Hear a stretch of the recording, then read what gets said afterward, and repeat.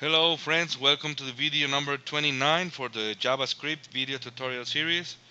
And well, hopefully this is gonna be a very short video, and it's gonna be the last video to talk about loops.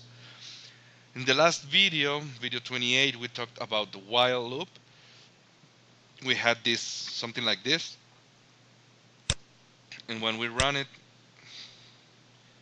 we got this, right? This effect. Now what happens, for example, if this evaluate to false, now my variable is gonna be 20, so it's not lower or equal to 10. Well, of course, I get nothing because this evaluates to false. So it skips everything and just continues. Um, so now with the do while is what we're going to be seeing now. We are going to, let's say, force JavaScript to do something always at least once.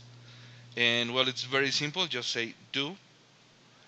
And I'm going to bring the whole block of code that I want to do.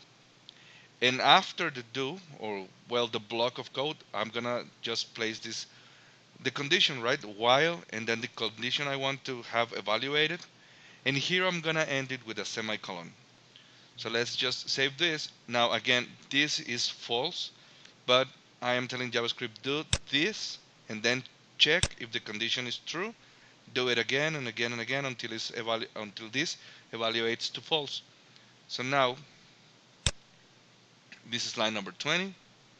Right, so it gets here, this is line number 20, and then it increments. Of course, if I pass this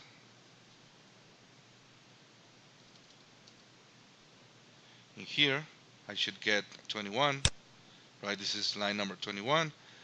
And well, of course, if I make this to be true, I mean this condition to be true, I'm gonna get basically a similar case that I had with the while before. But again, here now I'm seeing that I am making JavaScript to always do this at least once. So don't check anything, just go ahead and do this, and then you're gonna check if this is true. So you're gonna do it again until it evaluates to false, then you continue. So depending what you want to do, you want to go with the while or you want to go with the do while. Okay? If you don't got or you don't understand very well how the while loop is working, please go to the previous video, video 28, when we talk about the while loop. And well, that's basically it for this video. Just wanted to show you the difference of how the do while works compared to the while.